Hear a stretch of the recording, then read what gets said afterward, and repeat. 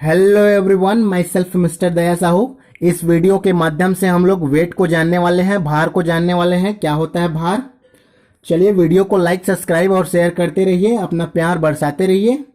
Start करते हैं अपना वीडियो। भार। तो भार क्या होता है? किसी वस्तु के द्रव्यमान m पर गुरुत्वीय त्वरण का गुणा होना, यही कहलाता है हमारा भार। सूत्र रूप में भी देख सकते हो, W बराबर mg। तो किसी वस्तु पर पृथ्वी के गुरुत्वाकर्षण के माप को ही भार कहते हैं।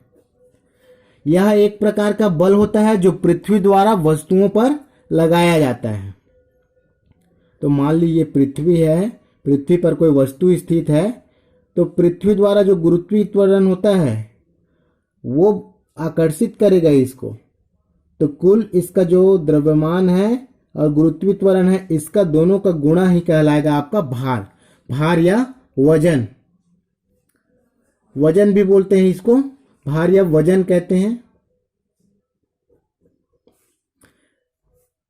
यह एक प्रकार का बल है जो पृथ्वी द्वारा वस्तुओं पर लगाया जाता है। भार का मान परिवर्तनशील होता है। क्यों होता है? क्योंकि गुरुत्वीय त्वरण का मान भी परिवर्तनशील होता है। इसका मान सब जगह पर बराबर नहीं होता। ध्रुवों पर सर्वाधिक होता है इसका मान, गुरुत्वीय त्वरण का मान, और भूमध्य रेखा पर सबसे कम होता है, और पृथ्वी के केंद्र पर सर्वाधिक होता है। मैं यहां पे लिख दूंगा, डोंट वरी। सूत्र रूप में देखिए, सूत्र रूप में बोल सकते हैं, या भार W एंड द्रव्यमान m में संबंध।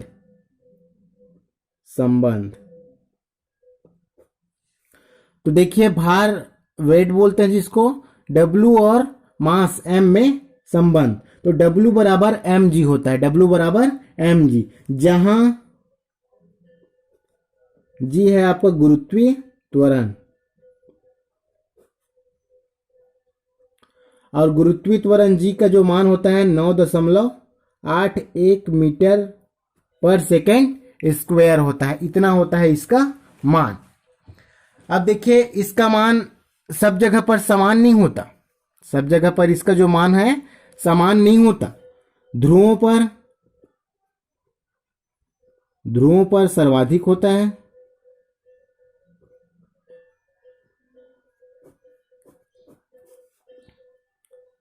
भूमध्य पर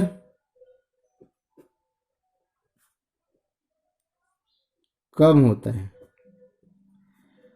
और पृथ्वी के केंद्र पर जी का जो मान होता है वो 0 होता है। ये है। तो देखिए, जो भार है ये तीनों मान पर निर्भर कर रहे हैं, तो इसका इसीलिए इसका जो मान होता है, भार का मान होता है, ये परिवर्तनशील होता है। चलिए अब देखते हैं प्रकृति। तो भार की जो प्रकृति है वो सदिश राशि होगी। सदिश राशि, दिशा इसकी गुरुत्वीय त्वरण की दिशा में होगी। मात्रक जो होगा, देखिए इसका ऐसा ही मात्रक की बात करें तो न्यूटन होगा या किलोग्राम भार होगा। किलोग्राम भार, ये क्लियर है। विमीय सूत्र की बात करें तो ये द्रव्यमान है और त्वरण। तो द्रव्यमान का m हो जाएगा मास का, और त्वरण का हमें मालूम है L-T-2। तो ये इसका विमेय सूत्र है, जो कि बहुत महत्वपूर्ण है। ये आपको सभी जगह नहीं मिल पाएगा, इसको अच्छे से नोट कर लीजिए। अब चलिए हम लोग द्रव्यमान और भार में संबंध देख लिए। अब द्रव्यमान और भार में अंतर देखते हैं, जो कि बहुत महत्वपूर्ण है। सारा फंडा इसमें आप लोगों का क्लियर हो जाएगा। चलिए, द्रव्यमान m व भार में अंतर। तो जो द्रव्यमान होता है m, वह किसी वस्तु में निहित पदार्थ की मात्रा होती है। किसी वस्तु में निहित पदार्थ की मात्रा ही द्रव्यमान कहलाता है, या जड़त्व की माप को भी द्रव्यमान कहते हैं। और भार जो होता है एक तरह से बल होता है जो पृथ्वी के गुरुत्वीय द्वारा वस्तु पर लगाया जाता है। अब देखिए, द्रव्यमान जो होता है अदिश राशि होता है, इसकी जो प्रकृति होती है अदिश होती है, किंतु भार की जो प्रकृति होती है वो सदिश होती है। अब देखिए द्रव्यमान जो है सब जगह अचर होता है, इसका मान फिक्स होता है, इसका मान फिक्स होता है सब जगह। जैसे द्रव्यमान 5 किलो है किसी वस्तु का द्रव्यमान, तो वो 5 किलो ही रहेगा, चाहे उसको किसी भी दुनिया में क्यों ना ले जाया जाए। और भार की बात करें तो यह चर होता है, मतलब वेरिएबल होता है, ये चेंजेबल होता है, क्योंकि हमें मालूम है गुरुत्वीय त्वरण का मान जगह बदलने पर बदलते रहता है। देखिए चौथा, द्रव्यमान जो होता है सभी जगह पर एक समान होता है, किंतु भार सभी जगह पर एक समान नहीं होता। पांचवा है, इसका ऐसा मात्रक किलोग्राम होता है, किसका? द्रव्यमान का, किंतु भार का ऐसा मात्रक न्यूटन होता है। छठवा है, द्रव्यमान कभी भी शून्य नहीं हो सकता, द्रव्यमान कभी भी शून्य नहीं हो सकता, उसका कुछ न कुछ अस्तित्व रहेगा, किंतु भार जो है शून्य भी हो सकता है। कहाँ हो सकता है? तो पृथ्वी के केंद्र पर। अब जो है द्रव्यमान का जो मापन किया जाता है वो दंड तुला से किया जाता है, दंड तुला से किया जाता है, किंतु भार का जो मापन किया जाता है वो स्प्रिंग तुला से। ये बहुत महत्वपूर्ण है, ऑप्शनल में इसको अधिकतर पूछ दिया जाता है। चलिए, क्लियर है सबको?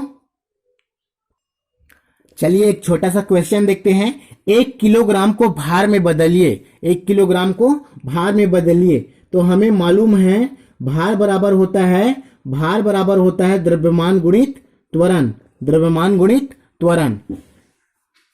द्रव्यमान का मान दिया है 1 किलोग्राम और त्वरण का मान हमें मालूम है क्या होता है। त्वरण का जो गुरुत्वीय त्वरण का मान होता है वो होता है 9.8 मीटर पर सेकेंड स्क्वायर। तो ये 9.8 यहाँ पे रख देंगे और ये हो जाएगा आपका 1 के साथ जब गुणा करेंगे तो 9.8। अब देखिए जो भार का मात्रक है किलोग्राम मीटर पर सेकेंड स्क्वायर, ये भी हो सकता है, या संक्षिप्त रूप में अगर लिखें ऐसा ही मात्रक तो न्यूटन। ये क्योंकि एक तरह से जो भार होता है वो बल होता है। यह है आपका आंसर। एक क्वेश्चन और कर लेते हैं। किसी वस्तु का द्रव्यमान 60 किलोग्राम है, किसी वस्तु का द्रव्यमान 60 किलोग्राम है, तो धरती पर उसका भार कितना होगा?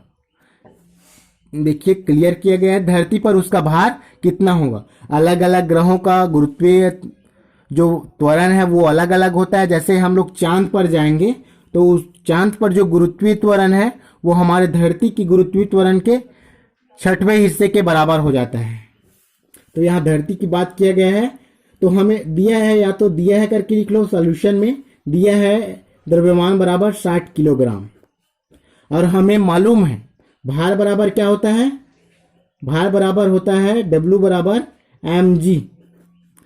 m का मान दिया है 60 और g का मान हमें पहले से मालूम है 9.8 मीटर पर सेकेंड स्क्वायर। g जो है हमारा गुरुत्वीय त्वरण है, गुरुत्वीय त्वरण है। क्लियर है?